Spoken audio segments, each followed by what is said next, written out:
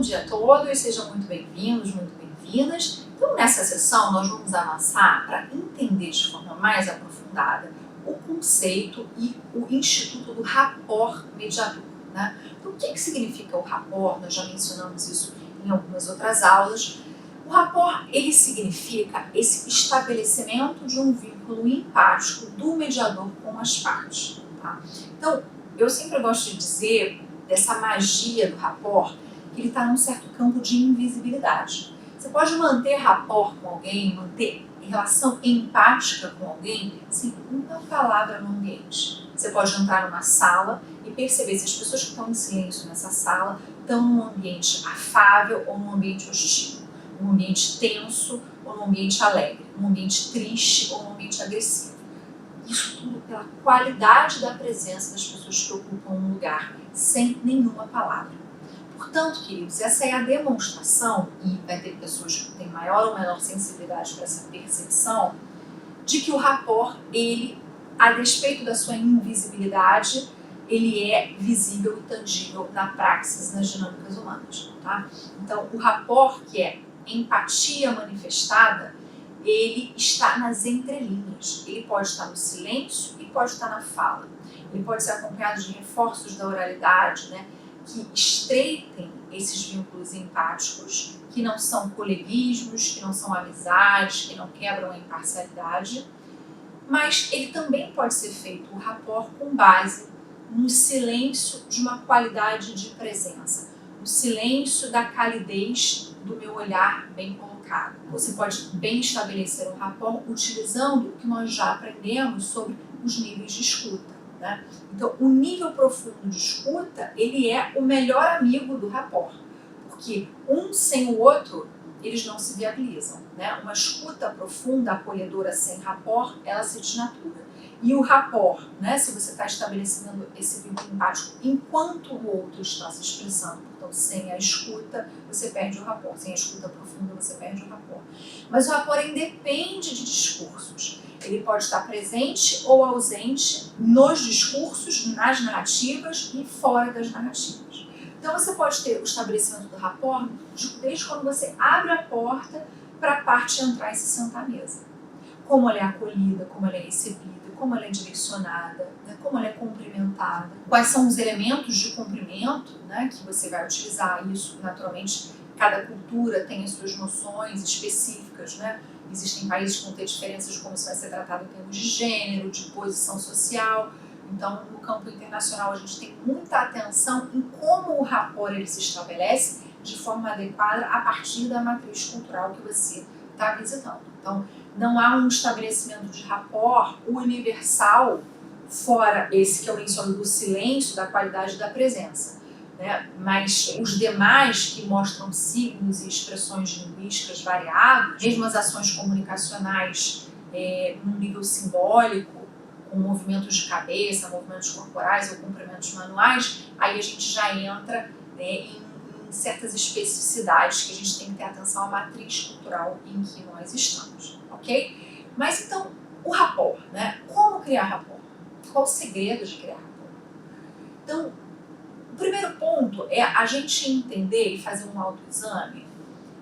Hoje, né, a partir de toda uma biografia que nós chegamos, nas nossas décadas de vida, o que torna fácil o estabelecimento de um vínculo empático a partir de quem somos?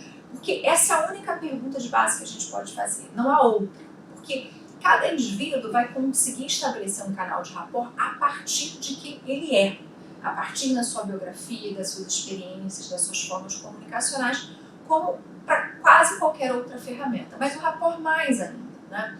Porque o rapport é a maneira singular, individual, de cada um expressar essa capacidade de conexão com o outro. Com isso que eu quero dizer que a primeira dica para estabelecer rapport é: seja você.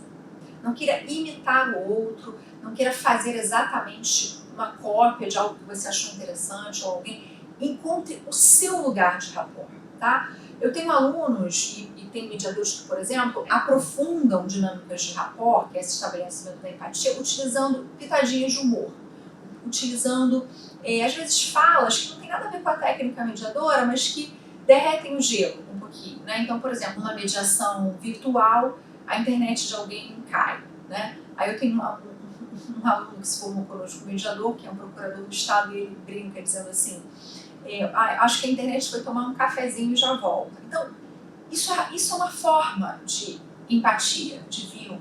Você suaviza a sessão, você aprofunda essa relação com as pessoas de uma maneira leve, né? Mas o rapport, como eu falei, ele vem desde o início, ele vem da qualidade de recepção das pessoas, entender se elas precisam de uma água, um café, se elas estão bem acomodadas, se elas precisam de algo. Estar atento às necessidades do outro, isso é empatia, né? Isso é um estabelecimento de empatia. E checar o que ele precisa ao longo da intervenção, a qualquer momento, né? Então, é rapport, por exemplo, você perguntar se a pessoa precisa de uma pausa, você percebe que ela está angustiada com alguma coisa, com o celular, você precisa se retirar por um momento para atender alguma questão. Claro que isso é uma exceção, né? Em mediação a gente pede de celulares desligados e presença concentrada, mas às vezes pode ser uma emergência. Então, você está atento para as necessidades daquele indivíduo. Por exemplo, é rapport você perceber que alguém está vivendo uma crise de choro, você tem um lenço e oferecer para essa pessoa. Você não precisa dizer nada, né? Você pode oferecer para essa pessoa essa sua atenção. Alguém está emocionado, você oferece um copo d'água, coloca o copo d'água ali na frente. Isso é um movimento de rapport, né? Eu me lembro muito, uma ocasião, quando eu estava radicada no exterior, morando em Barcelona, na época recém-chegada para uma residência permanente, e eu logo que cheguei eu adoeci, né, e tive uma febre muito alta, né, e recém-chegada na cidade, não tinha ainda muitas referências, né, então vivi aquela experiência do adoecimento na solidão de morar no exterior, que provavelmente vocês talvez conheçam, né. Mas o fato é que, né, eu fui no hospital de madrugada, saí do hospital, peguei um táxi até uma farmácia, e naquela febre alta que eu tava, com dores e tal, né, quando as coisas podem acontecer, elas acontecem. Eu, ao sair do táxi, fechei a porta do táxi no meu dedo. Então aquela dor lancinante, eu já não sabia nem de onde eu estava sentindo dor. O que eu consegui fazer? Chorar. Então eu ali, né, me entreguei para a emoção de chorar e entrei na farmácia, né, de madrugada ali, já muito emocionada, chorando. O catalão, ele, em geral, ele tem um espírito que é um pouco mais recolhido, mais sério, mas eu nunca esqueci da lição de rapport que eu recebi daquele atendente da farmácia. Ele me viu chorando, né, chorando até forte. Ele não disse uma palavra diretamente, mas ele foi lá dentro, pegou um copo d'água e me entregou. Aquele copo d'água, né, para um estrangeiro que está fora do país doente, aquilo serviu como um acolhimento, quase como um afeto de um abraço, né? Isso é rapport. Então, rapport é você gerar essa conexão. Eu não conheço esse atendente, ele virou um exemplo de uma aula, um acadêmico talvez ele nunca imagine que ele hoje virou um exemplo de um curso, mas aquilo me tocou muito profundamente, e isso tudo para dizer que depende da nossa qualidade de presença, depende da nossa intencionalidade em ser suporte, em estabelecer vínculos saudáveis e estabelecer relações empáticas. Eu acrescentaria fraternas, tá? E a diferença é que no contexto da mediação a gente vai fazer isso com a blindagem o quê? Técnica profissional, né? Então eu entender que ter rapport não é uma permissividade para que eu saia da imparcialidade, né? Então esse aqui, como dizem em espanhol, me cai melhor, então eu vou ser mais sorridente, mais afável, mais aberta, do que com esse que eu já acho um pouquinho mais antipático. Então eu me esforço um pouco menos para estabelecer rapport com esse. Esse é o desafio mediador. O objetivo do rapport em mediação é estabelecer um vínculo equânime, equilibrado, de rapport com ambas as partes. Tá? Então você não tem que ter uma vigilância intensa para não ter um rapport em níveis diferentes com uma parte com outra, porque pode acontecer. Pode ser que você receba alguém que você fala, nossa, mas que pessoa antipática. Eu, se não tivesse, eu jamais sentaria numa mesa de um restaurante com essa pessoa. Eu jamais convidaria ela para jantar na minha casa. Mas ele não é o caso, né? Então aí você tem que oferecer o melhor tratamento para quem precisa, né? Independentemente da sua preferência anímica, da sua simpatia ou antipatia. Então, o trabalho do mediador é ir se despindo, né, desses apegos egóicos, do gosto, não gosto, do quero, não quero, e entrar numa visão de equanimidade, de tratamento igualmente empático e harmonioso para todas as partes. O que a gente pode trabalhar em rapport em termos de alteração na sessão? É um conceito que eu gostaria de trazer, que é a modulação do rapport. Então, muito bem, eu disse para vocês que a gente tem que buscar estabelecer o rapport de forma equânime com as partes equilibradas, né? Mas isso é diferente de a gente modular a intensidade do rapport em momentos diferentes da sessão ou do processo mediador, tá? Então, tem momentos, por exemplo, numa crise de choro, num desabafo, ou quando você está querendo incentivar a pessoa a tocar num ponto que ela está um pouco mais constrangida ou não está à vontade, aí a gente modula esse rapport para cima, amplia. Se fosse um volume, a gente aumentava o volume do rapport. Porque a gente quer estimular algo, que a gente quer acolher algo que é mais precioso. Então é diferente você ouvir um relato simples, objetivo, pragmático de fatos. Então você vai ter um rapport num volume médio. E outra coisa é você estar ouvindo uma confissão, um desabafo, um choro. Então você acolhe mais, você modula esse rapport, você amplia a qualidade dessa sua presença mais acolhedora, tá? E a gente pode diminuir o rapport, eventualmente, tá? De forma pedagógica, com muita estrutura, autoconhecimento e cuidado, a gente também pode modular esse rapport um pouquinho para baixo, né? No seguinte sentido, por exemplo, se alguma parte ela tem uma atitude indelicada, uma atitude que é grosseira ou agressiva, ou alguma atitude que precisa ser limitada na sessão, não é que a gente vai perder o rapport. Veja, nunca perdemos o rapport. Mesmo nessas situações, a gente tem um rapport ativo. Né? A busca da empatia continua viva. Mas a gente pode saber colocar certos limites numa conduta inadequada do outro em sessão, justamente para preservar o quê? A sessão, preservar a qualidade da escuta. Então, se alguém começar a interromper muito, se alguém começa a ser agressivo e hostil, você não pode deixar isso livremente acontecer, porque senão o conflito vai começar a escalar em sessão e você perde completamente o controle da situação, se você não agir nos momentos, nos timings adequados. Então vejam, isso não significa, repito, cortar o rapport. Significa que você modula o rapport. Então você pode ser, de alguma maneira, gentil, mas firme. Né? Isso é o que a gente vai estudar como comunicação assertiva. Comunicação assertiva, diferentemente do que se pensa, que se perverter um pouco desse conceito no Brasil, ela não é uma comunicação endurecida. Não, ela é uma comunicação doce e firme ao mesmo tempo. Então ela tem a firmeza de saber colocar contornos e limites quando isso precisa ser agenciado. Tá?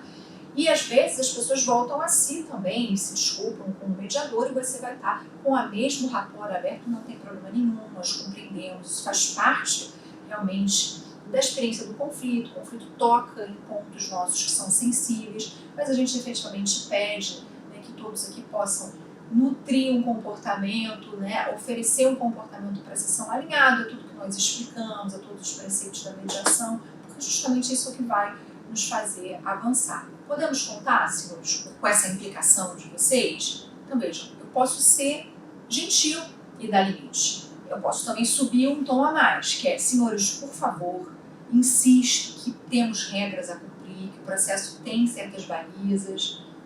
Eu já estou num nível a mais. E o pode ter um nível até de você precisar levantar da cadeira, né? Você está sentado à mesa, então, senhores, por favor, é muito importante que a gente consiga ter autocontrole nesse momento e se ater aos nossos objetivos aqui nessa sessão de mediação.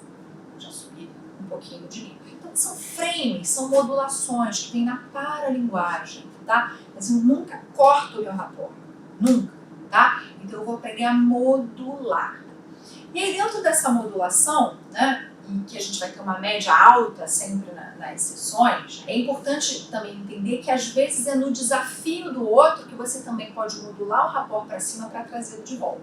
Então, quando o outro está desanimado, não está desconectado do processo, você aumenta o rapport para puxá-lo de volta. Né? Ou mesmo quando o outro tem uma atitude inconveniente, inadequada, é nessa hora, às vezes, quando uma pessoa ela não é tão afável, que você pode manter o seu rapport tá? Quando naturalmente isso não é uma violação dela contra algum preceito da mediação ou nada muito hostil, né? Mas é justamente às vezes quando ela tem essa debilidade que a gente também modula o rapport para justamente trazê-la de volta, né? Para manter o vínculo. Então, se ela rompe um pouco da parte dela com esse rapport, a gente amplia um pouquinho para puxar ela de volta. Vocês vejam que o rapport ele é dinâmico. Isso a gente não lê em livros, isso a gente não lê na literatura mediadora. Isso vem da nossa experiência, que a gente, no Mediação Brasil, trata de encontrar as explicações teóricas, porque efetivamente a gente vislumbra, né, na prática. Então, o nosso desafio é sempre trocar prática e teoria, né, para criar informações que possam dar orientações mais esclarecedoras sobre essa difícil arte de mediar. Então, rapport, ele significa manter em alto grau o meu vínculo empático. Então, é criar esse rapport no início, ele não nasce do nada, ele é gratuito, você cria, você tem um esforço de criação, você tem um esforço de manutenção dele ao longo do tempo, mesmo em meio aos desafios. E durante o processo de mediação, você pode trabalhar com essas estruturas de modulação. Então, você tem que dar um pouquinho mais, ou quando às vezes estrategicamente, o que é mais raro, você também diminui esse volume para equilibrar. Lembrando sempre de cuidar da equanimidade. Mediação é estar igualmente para todos.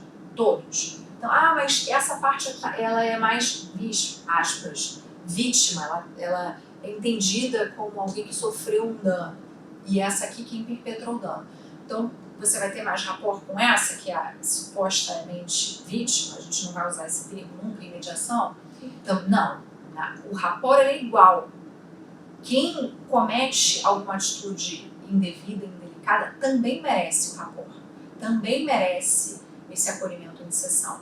Isso é diferente da pessoa na sessão ser agressiva e precisar ser contida, tá? Isso é outro ponto. Mas o que eu quero dizer é que, como premissa funcional de trabalho, todos estão recebendo um tratamento horizontal. Não importa quem fez o quê, não importa de onde eles vieram, não importa se tem mais proximidade de personalidade com um ou de outro. Isso não aparece em mediação. Tá? O que aparece é você como profissional cuidando do processo, cuidando das pessoas de forma equilibrada, de forma isonômica, através dessa presença qualitativa que é o rapport. Então, para a gente fechar algumas ideias, né, o rapport ele funciona como uma estação de rádio, né? Isso vem desde o hermetismo, né? Essa ideia de a percepção de que tudo vibra, né? Então, nesse sentido, nós emanamos frequências. Isso inclusive a ciência ela consegue medir, né? As frequências do seu estado mental, em que nível em que isso está. Mas eu não vou entrar especificamente dentro dessas especificidades, mas tudo isso para dizer que se nós somos estações de rádio, estamos emitindo sinais, emitindo ondas, né? Essas ondas a gente pode entender como uma manifestação de rapport.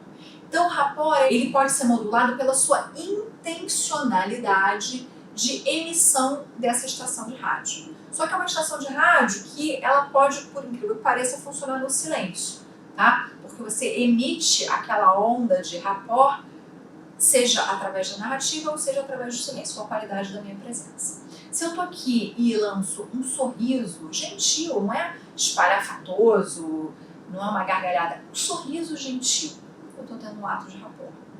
Eu tô vibrando, emanando na minha estação de rádio uma qualidade de presença que é recebida e percebida pelas pessoas, né?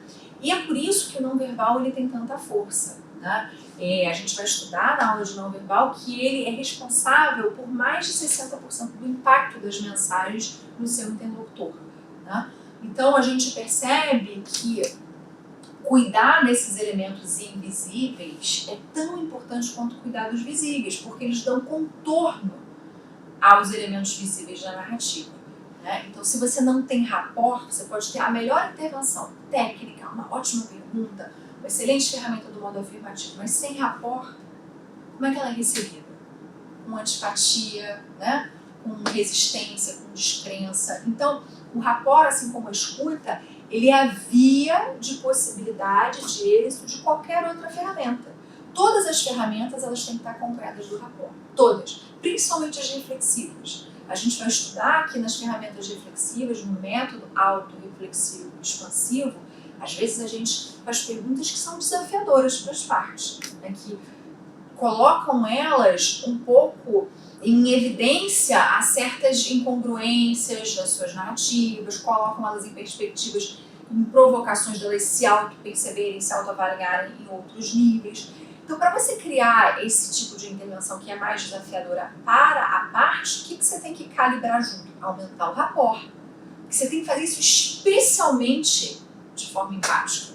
Você vai desafiar alguém, então esse desafio tem que estar o quê? Empático, senão a pessoa vai receber aquilo como o quê? Uma inquisição, vai se sentir da parede, vai se sentir incomodada. Então, o rapport, ele é muito útil, principalmente nos momentos desafiadores, quando você, como mediador, precisa desafiar as partes. Desafiar em que sentido? Delas saírem das cristalizações dos seus pensamentos, elas saírem do lugar, mentalmente, cognitivamente, emocionalmente. Então, se você quer criar um movimento para quem está parado, paralisado ou não quer se movimentar, você tem que fazer isso de forma muito gentil, para você ter um movimento orgânico, não um movimento a fórceps, porque a fórceps nada funciona em mediação. Então, queridos, o rapport ele tem essa centralidade porque ele é um atravessamento para a mediação. Assim como a escuta, são dois eixos de ferramentas técnicas que vão estar presentes em toda a mediação. Não existe mediação rapport, não existe mediação sem escuta.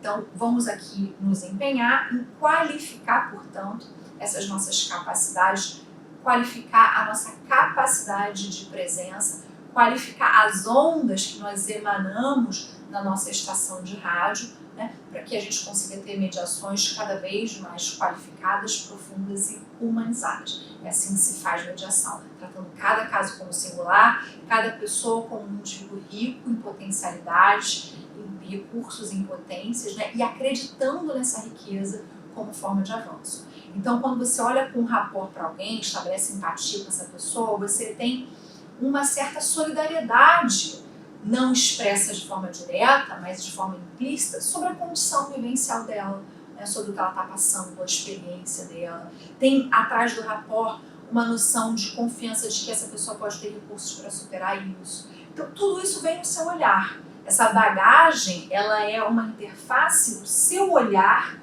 para o indivíduo, para o sistema conflitivo. E isso gera movimento anímico, isso gera movimento motivacional, isso gera clima de sessão. Então, saber conduzir o rapport em sessão é um dos elementos de liderança emocional do mediador. Né? É você criar esse ambiente favorável ao consenso. E a expertise máxima, né, é quando você consegue fazer o quê? Que as partes construam um rapport entre elas, aumentem o rapport, aumentem o grau de amabilidade, se possível, de cortesia, de entendimento, né, quando o clima ele começa a efetivamente melhorar para todos em sessão. Né? Então esse seria um objetivo mediador, mas que precisa começar com quem? Com o próprio profissional. Se o profissional mediador não tem rapport, como é que ele pode esperar que as pessoas tenham isso por si só, né, sem que ele seja ali o líder emocional, né, ou o líder de clima anímico favorável para a sessão. Ok, queridos? Então essas são considerações importantes sobre o rapport. Convido vocês a meditar sobre isso e se perceberem. Eu sou uma pessoa com facilidade de ter rapport? Como as pessoas me veem? Né? Como no geral eu me porto na vida? Como eu sou percebido no meu ambiente de trabalho, no meu ambiente familiar, no meu ambiente pessoal, nas minhas relações? Que diferença isso tem? Quando eu estou numa situação de conflito, como é a minha capacidade de manter rapport com quem eu tenho um conflito? Agora eu não estou falando você como mediador. Eu perco, não perco o rapport? Onde eu saio do rapport? Né? O que é mais fácil para eu ter o rapport? Então, essas são perguntas iniciais reflexivas para a gente começar a se perceber. Se observe, usem esse tempo da formação para se perceberem nas relações a partir dessas colocações técnicas. Eu tenho certeza que isso é um caminho seguro para a gente avançar com qualidade. Ok, queridos? Até a próxima.